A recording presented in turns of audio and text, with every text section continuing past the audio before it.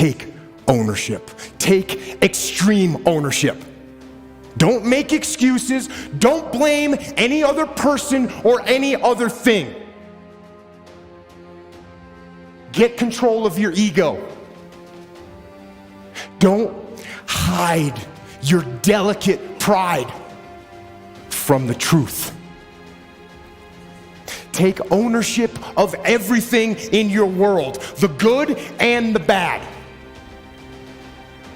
Take ownership of your mistakes, take ownership of your shortfalls, take ownership of your problems, and then take ownership of the solutions that will get those problems solved.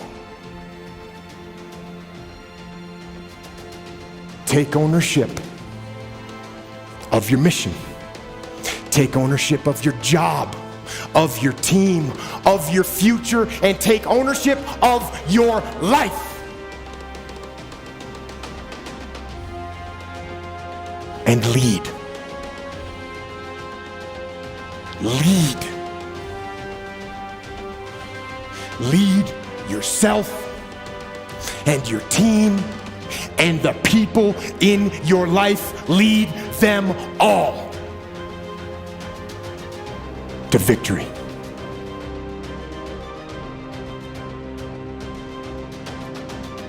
You're never, ever, ever, ever going to feel like doing the things you need to do in order to have what you want.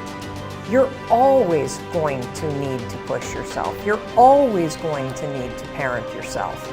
So what is the net advice on this? What is the bottom line? The bottom line is no one's coming.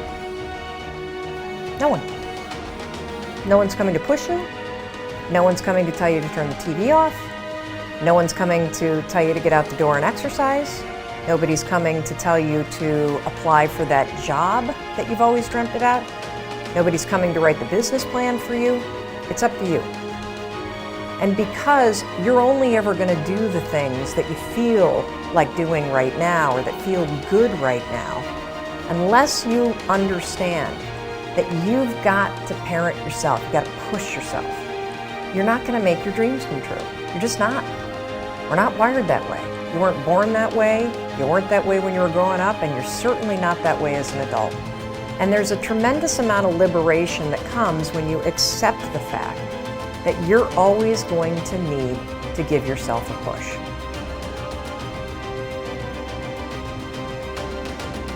One of the things I have realized, and many of us have, that if you want something out of life, if you want to change yourself, if you want to acquire something, if there's some goal that you want to reach, that is really not easy as some people will make us feel.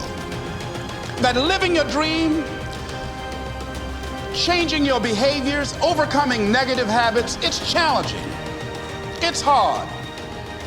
That living alone is just very difficult. And once we begin to come to grips with the fact that living is difficult, life is very challenging. So how do we begin to nurture that hunger? What are the characteristics or the qualities of people that are hungry? What will it take for me to get some of the things that I want?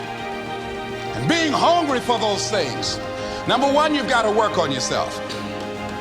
It's very important that you engage in an ongoing process to develop you. Spend more time on yourself than what you've been spending. It's very important. You owe that to yourself. Many of us never realize our greatness because we become sidetracked by secondary activity. We spread ourselves too thin, don't know how to say no.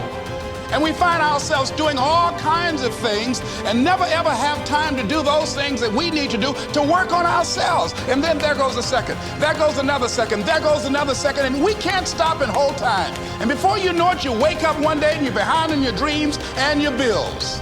So decide that you're going to take some time to work on you, that you deserve that from yourself, that your life deserves some prime time because you are creating your own production.